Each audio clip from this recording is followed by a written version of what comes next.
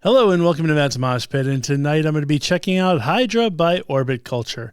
But before I get started, I just want to say thank you so much for all the love and support you've shown me and my channel so far. It truly means a lot, and I could not do this without you. So folks, what can I say about Orbit Culture that I haven't said 50 million times on this channel so far? If you've been a fan of this channel, you know I love Orbit Culture. I love all of their music. It's one of those bands that as soon as I heard, I immediately downloaded their discography and just crushed through it. So you actually probably don't see as many reactions on this channel for Orbit Culture, but you do see an interview on this channel for Orbit Culture. So I guess that makes up for it a little bit. Anyway, once again, I'm a huge fan of Orbit Culture. I'm very excited to check this out. This is the third single from their Death Above Life album that's coming out on October 3rd. And the only thing, I guess in a weird sort of way, I kind of have a little bit of a complaint is I feel like they've been like putting out the singles. I don't know if it's actually too fast or too slow, but it seems to me that, you know, we're already 3 singles in at this point, or we're going to be 3 singles at the end of this video. But the album doesn't come out till October 3rd, which is, you know, still a couple months away. And it's like, I don't really know what's right. And I'm definitely not a label, you know, person or studio head. I don't really know the mindset. It's like some bands will do like a really fast, you know, just drop singles, boom, boom, boom. I want to say Ghost did that with Skeleton. They pretty much like put out their singles. It was almost like every other week there was like a new single, and then the album dropped, which is fantastic because there's not too much wait time. Then there's some bands that'll like drop a single and then like months later they'll drop another single, and then months later they'll drop another single, aka Slaughter to Prevail with the Grizzly album, which is funny because like I love that album. Like I thoroughly enjoyed the album, but if you were to go doom scrolling, folks, you will see a lot of people complaining that they already knew half of the album before the album came out because they slowly just released singles. So I don't know the right or wrong here, and really you guys can chime in and, you know, let me know your thoughts on it. But I feel like when it comes to Orbit Culture, it's like I think they've had a decent amount of time in between songs. I'm okay with it, but I feel like unless they're going to drop another single or two, which would be a lot, I feel like the album should just be released earlier. Like I don't know why it had to be October 3rd. I feel like what they should do is, you know, maybe release it in September or late August.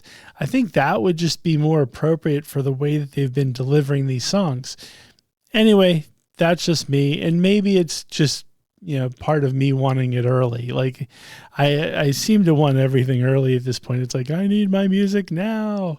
So it could be that too. So anyway, that's the only thing that kind of throws me off a little bit about this is, you know, if this is maybe the last song that they drop before the album comes out, that's a long wait. And so I don't know. So I don't even know how many songs are on the album. So maybe if they, you know, just deliver this song and maybe one more song, it's not going to have the Slaughter to Prevail effect, for lack of better terms, but I kind of feel like it might. So I don't know. It either works for some people, it doesn't work for others. But for me, you know what? We'll just see when we get to it. But with that being said, let's just go right into the video. Hydra by Orbit Culture.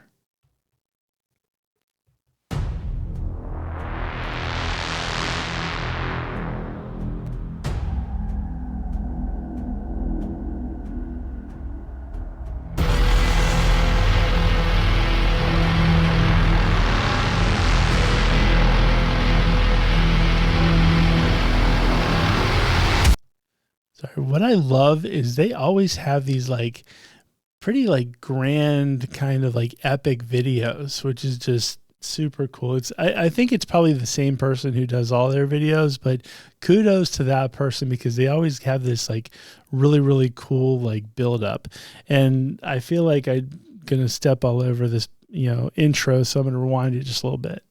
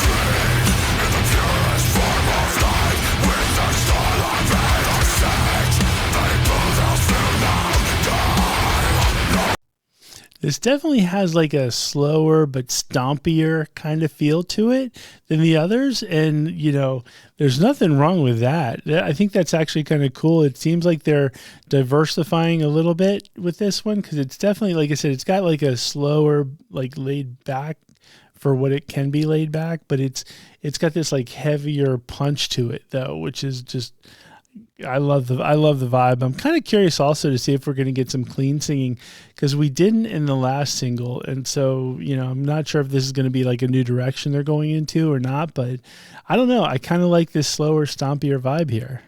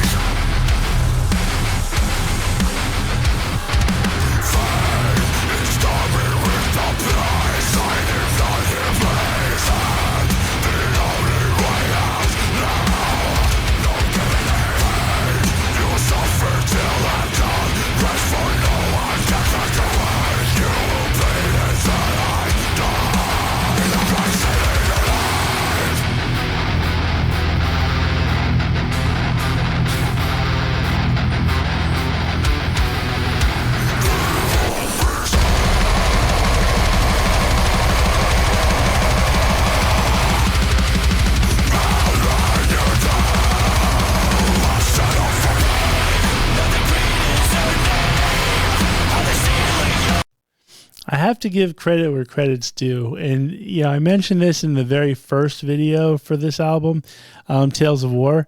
Chris's drums are just awesome sounding. Like, they sounded great in that song. And then that whole, just that piece, awesome. You know, way to go, Chris. This is solid stuff.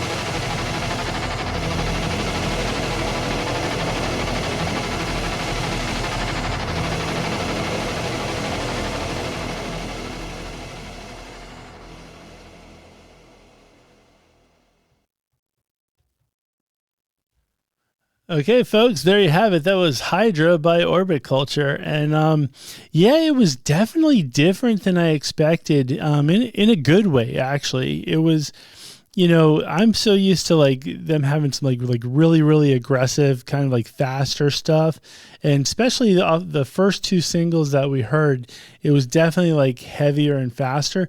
This one definitely had more of a slowed down, like I said, punchier kind of vibe to it.